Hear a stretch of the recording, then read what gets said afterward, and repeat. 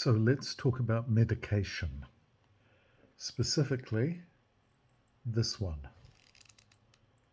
Medipar 100 milligrams / 25 milligrams hard capsules containing levodopa and benserazide hydrochloride.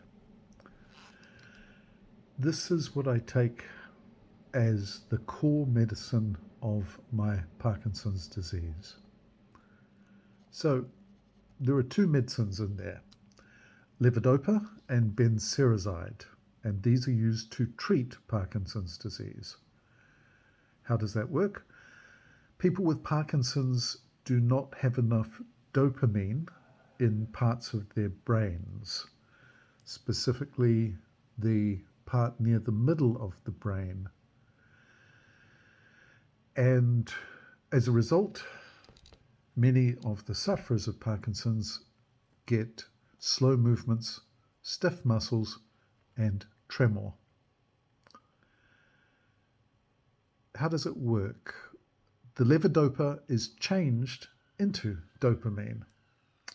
Dopamine is the active medicine that you need in the brain to help alleviate some of the symptoms of Parkinson's disease. And the benserazide allows the take-up of more of the levodopa you get into your brain before it is changed to dopamine. So, if you are allergic to levodopa, then don't take it. If you also have problems with certain types of glaucoma, if you've got kidney, liver, or heart problems, if you have hormonal issues or a severe mental problem, or if you've been depressed and have recently taken an MAOI inhibitor in the last 14 days, or you're pregnant, which I'm not indeed, then you shouldn't take Medipar. It's also not good if you're under 25. And if you've ever had skin cancer, it's not a good idea. Unfortunately, I have melanoma, but we'll get back to that later.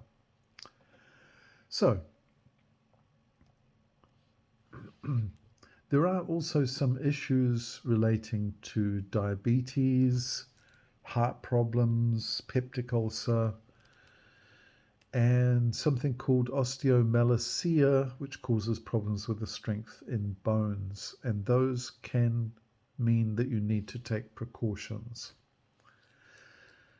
Now, getting to a sensitive area. If one has certain urges or cravings to behave in ways that are unusual, or if one has an impulse that is irresistible, a drive or temptation to carry out certain activities that could lead to harm to oneself or to others, then avoid taking Medipar.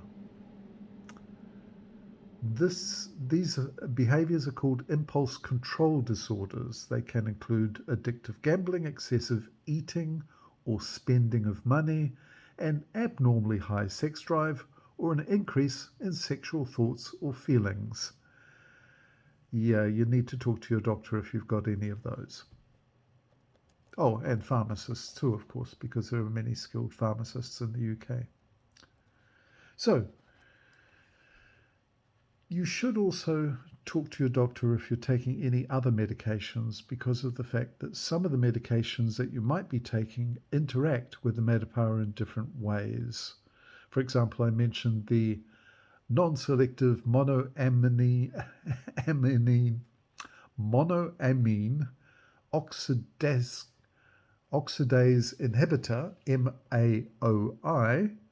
If you've taken some of those in the past 14 days, then beware and check out what the interactions might be. There's also dopamine agonists, ferrous sulfate, certain type of antacids, and a whole load of other things that I've never heard of and probably never will unless they become a problem. But amphetamines is one thing to be aware of, strong painkillers, as well could be a problematic issue. Now, if you're in hospital for other reasons, for example, surgery, then you need to tell your doctor that you're taking Madapar because it can have effects in relation to general anesthetic. If you need to have tests on blood or urine, then yeah, the results of some of those tests might be changed by the Madapar.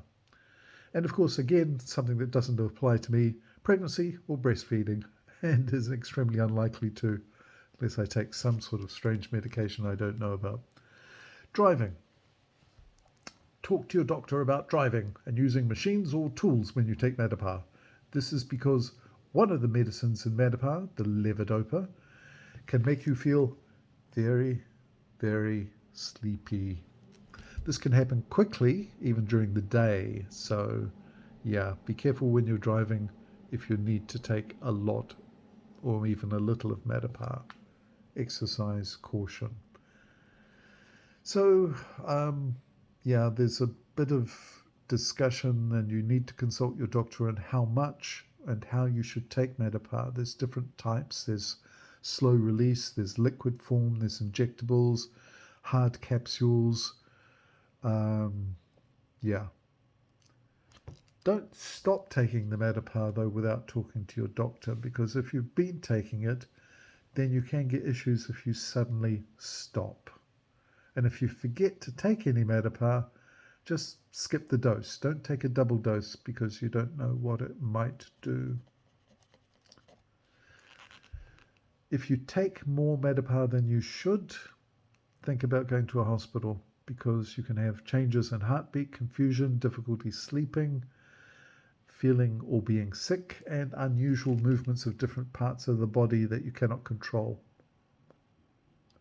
Yeah, like that. I don't think I've had those. Yeah, maybe I should talk to a doctor. Possible side effects. Oh, these are fun. Fortunately, not everybody will get them. So if you have allergic reactions, talk to your doctor. If you have a heartbeat that is uneven or is faster or slower than normal, talk to your doctor. If you have bleeding in your stomach or intestines, like black stools, then talk to your doctor. Now, it doesn't count if you've eaten a lot of red vegetables like beetroot. Yeah, don't worry about that. And of course, the blood, well, if you have a reduced number of red blood cells, then talk to your doctor if you are concerned about that side effect. Now, there is a very strong relationship between the stomach and the brain. This is something we will come back to again and again for reasons that I can hint at involve lasers. Yeah, seriously, lasers. Anyway, we'll come back to that later. For now, it's enough to know that there is this relationship between the stomach and gut and the brain. And if you get side effects, for a start, such as loss of appetite, a feeling of being sick, or diarrhea even, near the start of your treatment, then you can take the Madapar with a low-protein snack or drink, or just slowly ease into the dose. So low-protein snack, something sugary, maybe a dessert or a cookie, but protein should be low. So don't take an egg. If the color of your saliva, tongue, teeth, or inside of mouth changes, say then that's another possible side effect. If you feel dizzy when you stand up, heart and circulation are implicated, that's another side effect. If you have anemia, like low red blood cells, or changes to your liver or blood, which are shown in a blood test, this could also be a side effect. And finally, we come to the fun part, the mental issues. If you're taking Madapar and you start to feel excited, anxious, agitated, depressed, aggressive, or disorientated, where am I? Then talk to your doctor about the Madapar that you're taking. If you start believing things which are not true, 2 plus 2 equals 5. If you're seeing hallucinations, oh, no, that's not a hallucination, it's just decoration.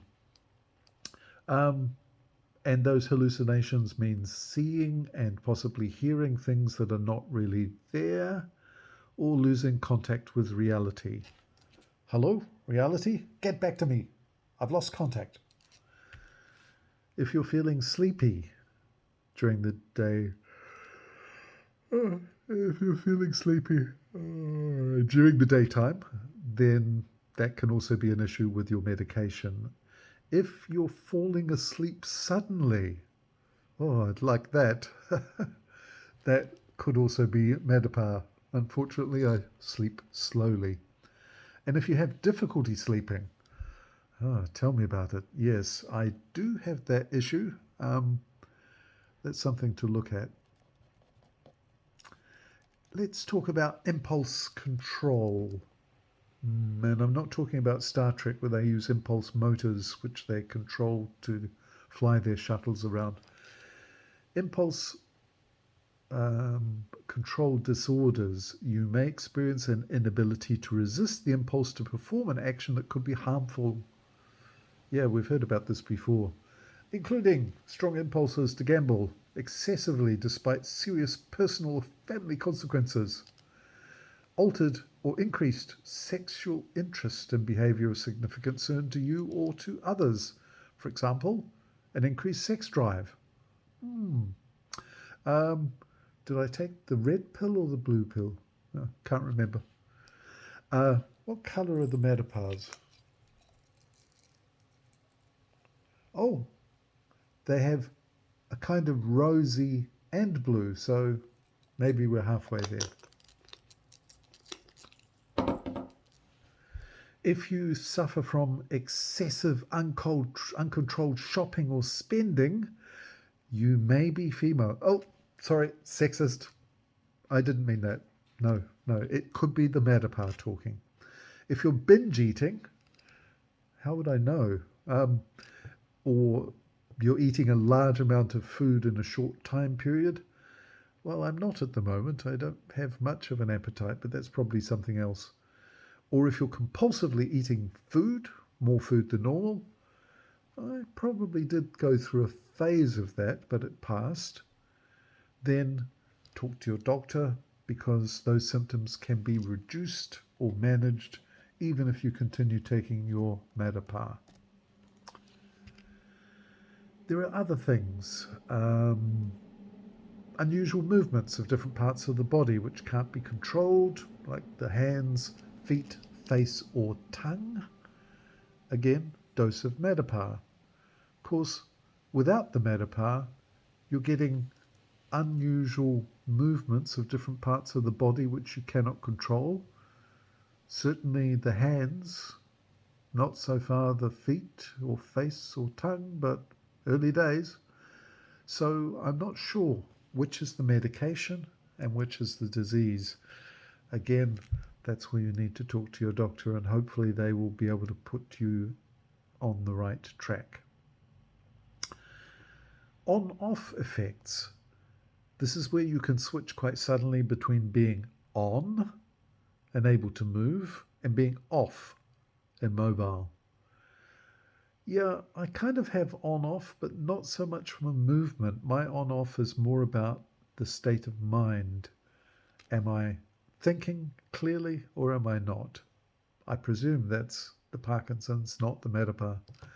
If you have an irresistible urge to move the legs, yes, I do go out walking every day for 5 or so kilometers, and I've done that for the last 300 odd days, then yes, I do have an irresistible urge to move the legs and sometimes the arms when I swing them while walking in Hyde Park. I don't think that's what they mean.